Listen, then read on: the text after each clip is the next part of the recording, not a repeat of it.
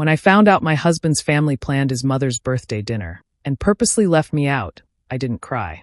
I smiled, because they had no idea what I was about to do next. Stick with me while I share my story, and if it touches you, don't forget to support our channel by hitting that subscribe button, dropping a like, and sharing it with the people you care about. My name is Rachel Evans.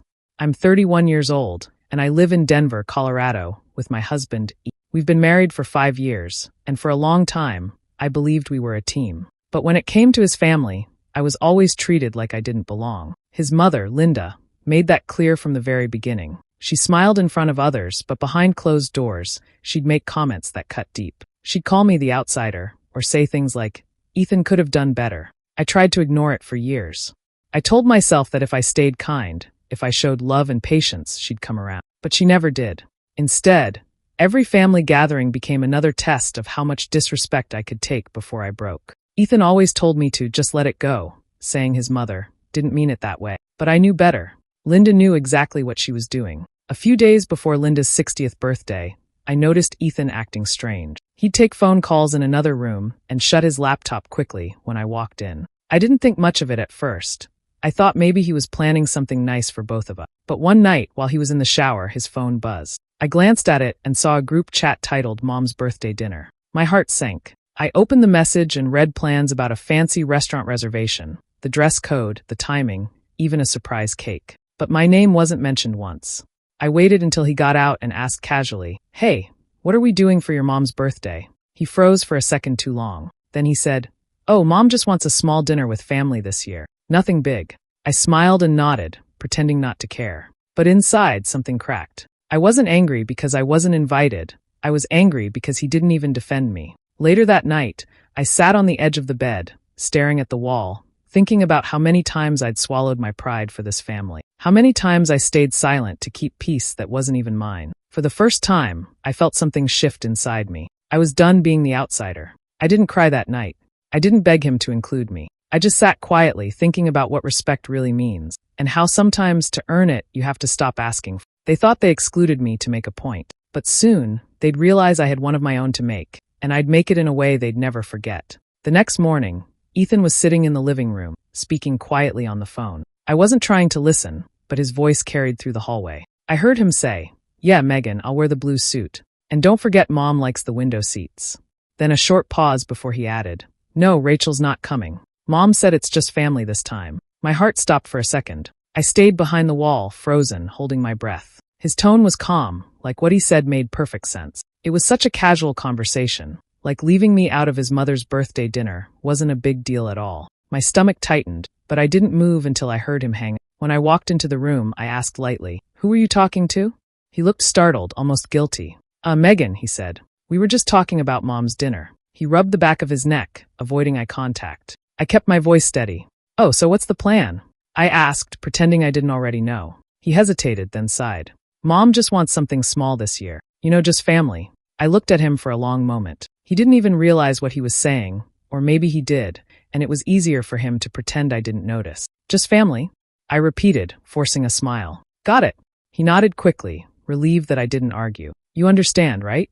She's turning 60. She wants it simple." "Of course," I said softly. "That's fine, honey. I understand." But I didn't. Not one bit. As soon as he left for work, I sat on the couch, staring at nothing. The silence in the house felt heavier than ever. I thought about every time I had cooked for his family, cleaned up after their gathering, smiled through Linda's cold remark. I had done everything to fit in, to be accepted. And still, I wasn't part of their family. I kept replaying his words, just family. I had signed the same papers he did, taken the same vows, built the same home. Yet somehow that still wasn't enough. I was his wife, but when it came to his mother, I was invisible. A part of me wanted to scream, to call him and ask how he could let that happen. But I knew it wouldn't change anything. If I showed I was hurt, they'd only say I was overreacting. So instead, I stayed quiet. I got up, cleaned the kitchen, and tried to focus on anything else. But my mind kept drifting back to that one moment, his calm voice saying my name like I was an afterthought. I realized then that silence wasn't peace. It was loneliness.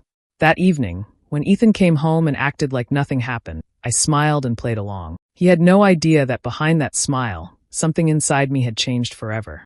The next few days felt strange. Everyone seemed to be avoiding the topic of Linda's birthday, as if pretending it didn't exist would make me forget about it. Ethan was polite, even a little too polite, but distant. He'd talk about work, about the weather, about anything except his mother's dinner. I played along, acting like nothing bothered me. I cooked his favorite meals, did the laundry, and smiled when he thanked me. But every small silence between us felt heavier than the... At night, I'd lie in bed beside him, staring at the ceiling, wondering if he ever stopped to think about how hurtful it was to exclude me. Sometimes, I'd hear him texting quietly under the covers. I didn't ask who it was. I already knew. Probably Megan, probably finalizing the plans. It wasn't worth another argument. I had wasted too many words trying to earn a place I should have already had. One afternoon, I was folding laundry in our bedroom when I found his shirt pocket still buttoned. I reached inside to check and pulled out a small, crumpled receipt. My eyes froze on the words, Cedarwood Restaurant, reservation confirmation. My heart started pounding. The date was for Saturday night, the night of Linda's birthday. At first, I just stared at it. My mind was blank. Then I noticed the charge, paid from our joint credit card. My breath caught. I looked closer, thinking maybe it was something else, but it wasn't. It was the dinner I wasn't even invited to. I was paying for it. A sharp pain went through me, not just from betrayal, but from humiliation. They didn't want me there, yet they were happy to use my money to celebrate without me. I sat there for a long moment, the receipt trembling in my hand. I tried to calm myself, to think rationally, but something inside me cracked. I thought about all the times I had saved, budgeted, and made sacrifices to keep our home running smoothly. How I skipped small luxuries for myself so that we could build our life together. And now, the money I worked for was being spent on a dinner I wasn't even allowed to attend. I put the receipt on the nightstand and kept folding clothes, but my hands were shaking. My chest felt tight, and I could barely breathe. The anger wasn't loud. It was quiet, deep, and heavy, the kind that builds up after years of swallowing pain. I realized in that moment that I wasn't just hurt, I was done. When Ethan came home that night, I smiled like nothing had happened. I served dinner, listened to his stories, and even asked about his day. But deep down, something had shifted. I wasn't going to beg for respect anymore. I was done waiting for kindness that would never come. That was the night I decided I'd had enough. Something inside me had snapped, and there was no going back. I didn't confront Ethan right away. There was no point. I knew how that conversation would go. He'd either lie, make excuses, or try to make me feel guilty for being upset. I'd played that game before. This time, I stayed quiet and kept my thoughts to myself. But inside, I was planning. The next morning, after he left for work, I sat at the kitchen table with my coffee, staring at that restaurant receipt. I read the name over and over, Cedarwood Restaurant. I thought about how I'd smiled through years of disrespect, how I'd always tried to keep peace. But peace without respect wasn't peace at all. It was silence. And I was tired of being silent. I picked up my phone and called the restaurant. My hands were shaking, but my voice stayed calm. "Hi," I said. "This is Rachel Evans. My husband, Ethan Evans, made a reservation for Saturday under his name. Unfortunately, there's been a family emergency, and we'll need to cancel." The hostess sounded kind. "I'm so sorry to hear that," she said. "Would you like us to hold the deposit or cancel it completely?" "Cancel it, please," I said. "They won't be coming." When I hung up, I sat in the quiet for a moment, letting it sink in. It wasn't revenge, not in a cruel way. It was balance. For once, I was taking back control of something that should have been mine all along, the right to stand up for myself. Then I opened my laptop and made a new reservation. Same restaurant, same time. But this one was under my name, Rachel Evans. I smiled when I saw the confirmation pop up on the screen. For the first time in weeks, I felt calm. I called my parents next. They lived about an hour away and had always supported me, even when things with Ethan's family were difficult. "Hey, Mom," I said lightly. "What are you two doing Saturday night?" My mom sounded surprised. "Nothing much, honey." "Why?" "I thought maybe we could have dinner together. My treat. There's this nice place downtown called Cedarwood." There was a pause before she said, "That sounds lovely. Is everything okay?" I smiled to myself. "Everything's fine, Mom. I just feel like spending time with family." After I hung up, I felt something I hadn't felt in a long time, peace. Not the forced kind where I had to swallow my pride, but real peace. Quiet and steady. I didn't plan to humiliate anyone. I didn't even want to argue. I just wanted to reclaim my dignity. I looked around the house, the same home I'd built with love and patience, and realized I was stronger than I'd ever been. They could exclude me all they wanted, but they couldn't erase me. This time, they'd learned that the woman they kept calling an outsider had finally stepped into her own power. Saturday night came faster than I expected. I spent the day keeping myself busy, cleaning the house, watering the plants, and pretending everything was normal. Ethan left the house early, dressed neatly in his blue suit. He smelled like his favorite cologne, the one I bought him last Christmas. "Don't wait up," he said casually before leaving. I smiled and nodded, hiding the calm storm inside me. After he left, I took a deep breath and went to get ready. I put on a simple but elegant black dress and tied my hair neatly. I didn't want to look like I was showing off. I just wanted to look like a woman who respected herself. When I looked in the mirror, I didn't see the quiet, nervous version of me anymore. I saw someone who had finally stopped apologizing for existing. By 7, I arrived at Cedarwood Restaurant. The lights were warm, soft music played in the background, and the smell of food filled the air. The hostess smiled when she saw me. "Good evening, Mrs. Evans. Your table for 3 is ready." A few minutes later, my parents arrived, happy and cheerful. My mom hugged me tightly, my dad gave me a proud smile, and for a while, everything felt peaceful. We ordered drinks, shared small laughs, and talked about simple things. Nothing heavy, nothing painful. Then, out of the corner of my eye, I saw them walk in. Ethan, Linda, and Megan. They were dressed up and chatting, clearly expecting a celebration.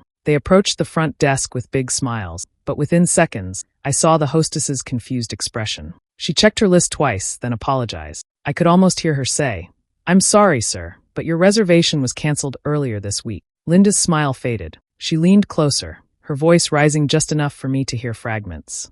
Ethan looked frustrated. Megan started scrolling on her phone, trying to find the confirmation email. The hostess apologized again, offering to find them another table, but the restaurant was full. Saturday nights were always busy. I watched quietly from across the room. My mom was telling a story, but even she noticed the group by the entrance. Then Linda's eyes moved across the restaurant and met mine. For a moment, everything froze.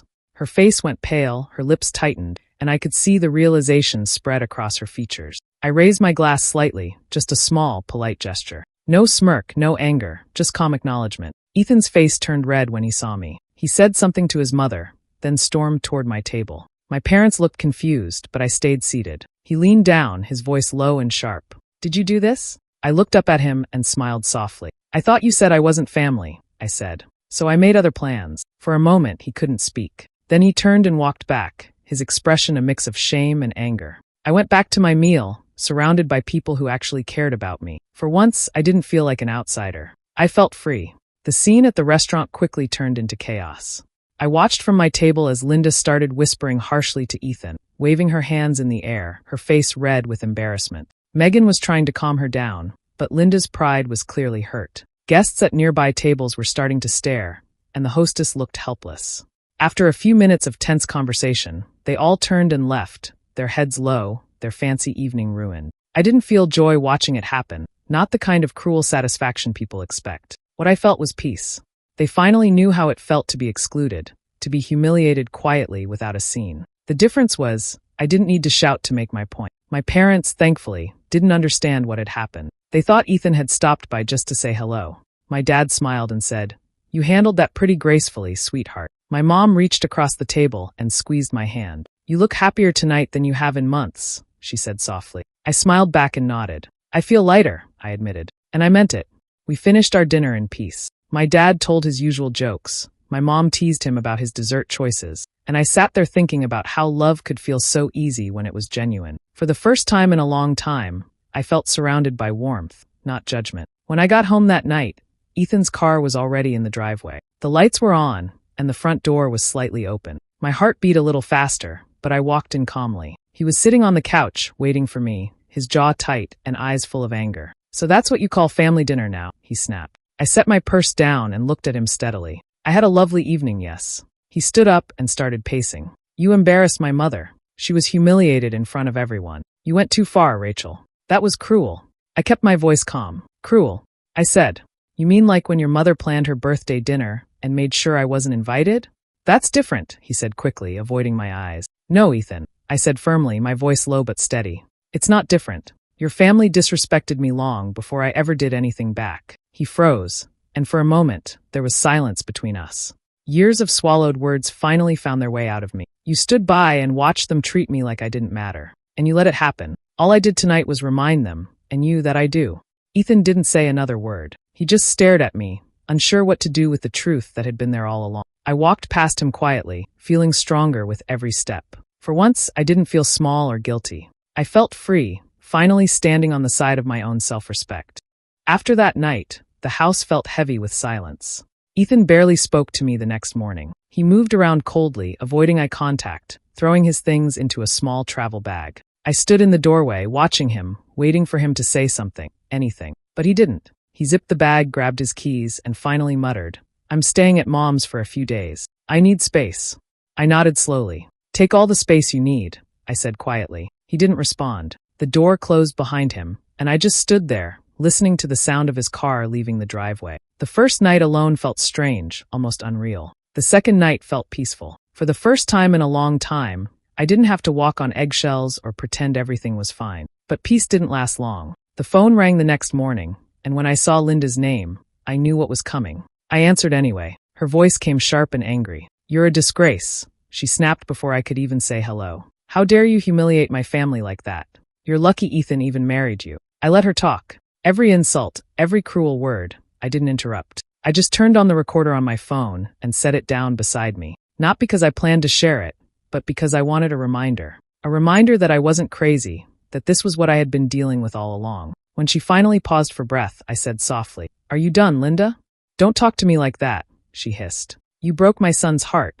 "No," I said calmly. "Your son broke our marriage long before I ever touched it." And with that, I hung up. My hands were steady, my heart quiet. Days passed, and Ethan didn't come home. He didn't call, didn't text, didn't ask how I was doing. I told myself it was fine, but deep down, I knew what that silence meant. I had been the only one trying to hold things together. He had always chosen his mother's comfort over my dignity, and this time was no different. One evening, I sat at the kitchen table staring at the empty chair across from me. The same chair where Ethan used to sit, eating dinner without looking up from his phone. For the first time, I saw things clearly. I wasn't losing him. I had already lost him a long time ago. I picked up my phone and scrolled through my contacts until I found the number my friend once gave me, a family lawyer she trusted. My finger hovered over the call button for a few seconds before I pressed it. "Hi," I said when the receptionist answered. "I'd like to schedule a consultation about filing for divorce." The words came out steady. There were no tears, no hesitation, just relief. Because this time, I wasn't waiting to be chosen. I was choosing myself. 2 weeks later, the papers were ready. I remember holding them in my hands, feeling the weight of years finally lifting off my shoulder. It didn't feel like an ending filled with sadness. It felt like closing a book I had read too many times, hoping for a different ending that never came. I signed my name slowly, carefully, and then handed them to my lawyer. "Send them," I said. My voice didn't shake. When the divorce papers reached Ethan, he called me the same evening. His voice sounded shocked, almost desperate. "Rachel, what is this? Divorce? Are you serious?" "I'm serious," I said quietly. "It's time." He sighed deeply. "You didn't even try to fix it. You just gave up." I almost laughed, not out of humor but disbelief. "Ethan, I was the only one trying to fix it. You just didn't notice." He was silent for a few seconds, then said, "You didn't have to get lawyers involved. We could have handled this like adults." I took a breath. "You mean like adults who respect each other?" "I tried that for years. You didn't seem interested then." A few days later, his tone changed. He came by the house to talk, trying to act calm. I could tell he'd spoken to someone, probably Linda, who had warned him about what might happen. Because when my lawyer sent the documents, they included proof of joint account misuse. Every charge linked to his mother's birthday dinner was on there. The restaurant, the decorations, even the custom cake. All paid from the account we both owned. My money, my trust, my contribution, used to fund my exclusion. When he saw that, he looked stunned. "I didn't mean to hurt you," he said finally, sitting at the edge of the couch. "It was just a dinner, Rachel." I looked at him for a long moment, calm and steady. "It wasn't just the dinner, Ethan," I said softly. "It was every time you let them exclude me and called it keeping the peace. It was every time you stayed quiet when they disrespected me. Every time I cried alone, and you told me I was overreacting." He lowered his head. For the first time, he didn't have anything to say. The silence between us felt different now, not heavy or suffocating, but final. "I didn't want to lose you," he said weakly. "You already did," I replied. "You just didn't notice when it happened." He left not long after that. No shouting, no begging, just quiet defeat. I closed the door behind him and leaned against it, feeling something I hadn't felt in a long time, peace. This time, it wasn't his version of peace, the one where I had to stay silent to keep everyone happy. It was mine, calm, steady, and entirely my own. For once, I didn't need his approval, his apology, or his explanation. This time, the peace was mine to keep. Months passed after the divorce, and life slowly found a new rhythm. The silence that used to feel empty now felt peaceful. I filled my days with work, time with my parents, and long walks in the park near my apartment. There were still moments when I thought about Ethan, but not with anger anymore, just acceptance. Some people never realize what they've lost until it's too late, and I wasn't going to be one of them. One quiet afternoon, my phone rang. I looked at the screen and froze for a second when I saw Ethan's name. I hadn't heard from him in months. Part of me considered ignoring it, but curiosity won. I answered. His voice was calm, but there was something tired in it. "Rachel, I just thought you should know. Mom's in the hospital. She had a mild heart issue, but the doctors say she'll be okay." For a second, I didn't know what to say. The old version of me, the one who always tried to make peace, would have rushed over, worried, ready to help. But that version didn't exist anymore. I took a quiet breath and said softly, "I'm sorry to hear that, Ethan. I hope she recovers soon." He waited, maybe expecting me to ask which hospital she was in or if he needed company. When I didn't, he finally said, "She keeps asking if you'll visit." I hesitated only for a moment. "Please tell her I wish her well," I said gently, "but I think it's better if we keep our distance." He was silent. I could almost hear his disappointment through the phone. Then he sighed and said, "You've really changed." "I had to," I replied. "You and your mother made sure of that." There was nothing left to say.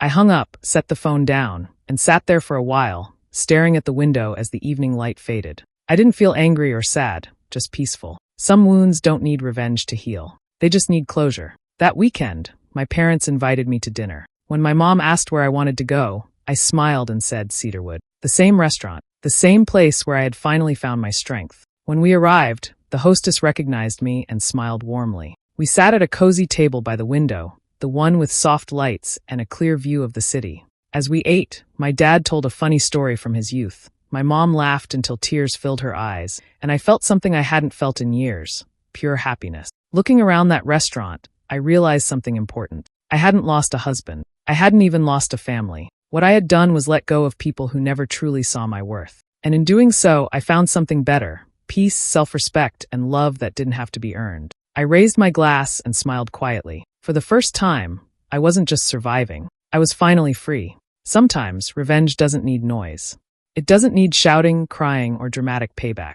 It's the quiet decision to walk away and stop giving people the power to hurt you. That's what I finally understood after everything that happened. I didn't ruin anyone's life. I didn't try to make Ethan or his family suffer. I simply chose myself for the first time in years. In the beginning, I used to think revenge meant proving them wrong, showing them I was good enough, strong enough, worthy enough to be accepted. But the truth is, I never needed their approval. They were never going to see me for who I was, no matter how much I tried. Once I stopped trying to earn their love, the pain started to fade. I used to cry at night wondering why Linda hated me so much. I blamed myself for not fitting in, for not being the kind of wife she wanted for her son. But now, looking back, I realized that her opinion of me had nothing to do with who I truly was. It was about her control, her expectations, and her fear of losing her son's attention. No amount of kindness or effort could have changed that. Ethan's silence hurt the most. I spent years believing he would stand by me. I waited for him to say, "You're my wife and you deserve respect." But he never did. Every time he stayed quiet, a little piece of me disappeared, until there was almost nothing left. The night I canceled that dinner, I didn't do it to hurt them. I did it to remind myself that I still existed. Now, when I think about revenge, I see it differently. It isn't fire or anger. It's peace. It's waking up in the morning, looking in the mirror, and knowing you're free from people who only saw your worth when it benefited them. It's smiling without bitterness. It's walking past old memories and feeling nothing but calm. Linda may still tell her version of the story. Ethan may still believe I overreacted. But none of that matters anymore. Their opinions don't define me. My peace does. And the silence I gave them, the space where I no longer explained or apologized, became my loudest message. Sometimes the most powerful revenge is not revenge at all. It's choosing not to play their game. It's letting your absence speak louder than your presence ever did. As I move forward, I don't wish them harm. I hope they find their own peace, just like I did.